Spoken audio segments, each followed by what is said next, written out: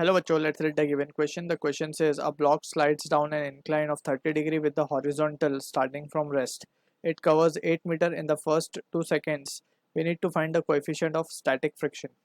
So about the static friction, we know okay, this is the part of a sliding friction. So as a key concept, we must understand okay, there are two types of friction which we have studied, which is kinetic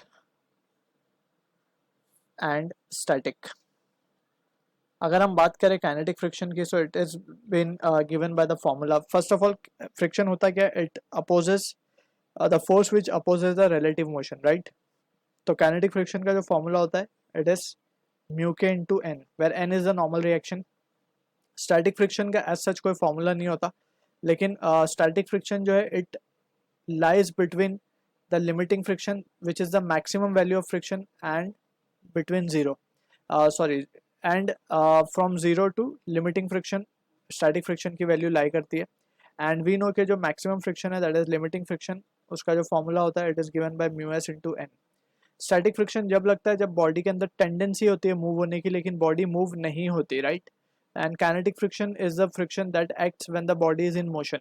so these are the few important thing we need to keep in mind, right. अब यहाँ पे also we can say, अगर हम बात करें किसी inclined force पे, सबसे पहले तो हम बात करते हैं लेट्स से अगर कोई ब्लॉक है on the horizontal surface and we can say जो फोर्स इसके ऊपर लगेगी वो लगेगी mg due to its weight in the downward direction, and उसकी वजह से एक नॉर्मल रिएक्शन मिलेगा सरफेस से on the upward direction. So we can say since there is no vertical motion n will be equals to mg, and in that situation we can replace n, जहाँ पे भी होगा उसे हम mg से replace कर सकते हैं, राइट.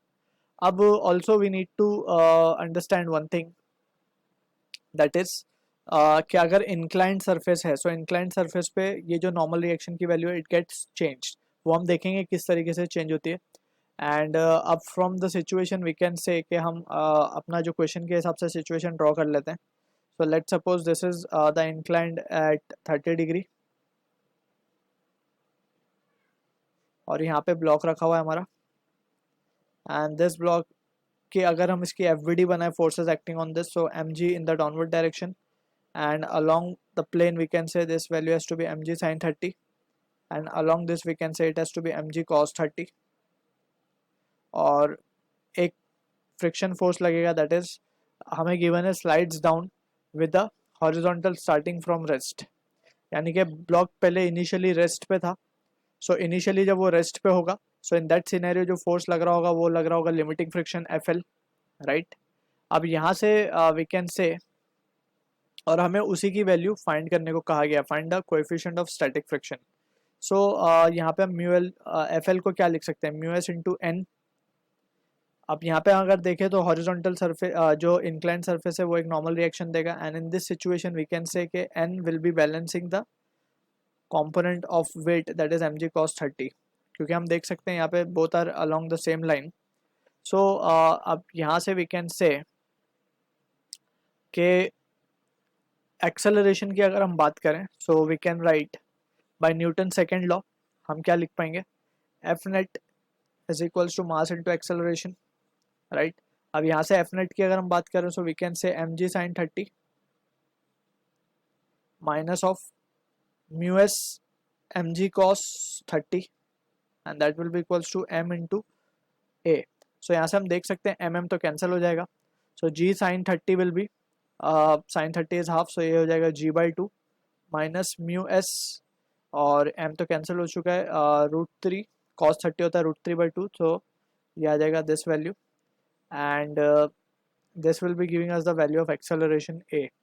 इसको हम थोड़ा सा सॉल्व कर लेंगे. सो जी की value we can take it as to be 9.8 क्योंकि nothing is been mentioned, so ये हो जाएगा 4.6 माइनस ऑफ ये वैल्यू आ जाएगी हमारे पास 4.6 into root 3 that will be equals to sorry ये 4.9 होगा, right. 9.8 divide by 2 will be 4.9, और ये हो जाएगा 4.9 रूट 3 इंटू म्यू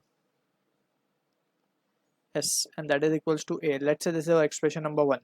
अब हमसे बोला जा रहा है कि ये जो ब्लॉक है it has started moving and it covers 8 meter इन first 2 second. So we can say जब ये मूव करेगा so it is started from rest, so initial velocity तो ज़ीरो होगी, and we can say time taken it's 2 second और जो displacement I है वो आई है 8 मीटर की. So by second kinematical equation S is equals to U T plus half A T square से हम क्या लिख पाएंगे. यहाँ पे हम देख सकते हैं कि जो एक्सेलरेशन है it is in the downward direction. So we can first calculate this value of acceleration from here. So ये वैल्यू तो हो जाएगी 0. And since it is under the influence of gravity we can say it is moving in the downward direction. So acceleration जो value आएगी हमारे पास that will be coming out to be s हमें 8 given है, t हमें 2 given है. सो ये हो जाएगा 4 2. तो ये आएगा हमारे पास 4 metre per second square. Right. So now just ये एक्सेलरेशन को we have to equate with the first one. So we can say therefore from 1 and 2 हम क्या लिख पाएंगे. 4 will be equals to 4.9 minus of 4.9 root 3 mu S. So यहाँ से हम देख सकते हैं कि 0.9 divide by 4.9 into root 3 will be equals to mu S. इसी को हम अगर रिजॉल्व करें so we can write this value to be 0.11. So this is the answer to the question. I hope you understood the solution. All the best.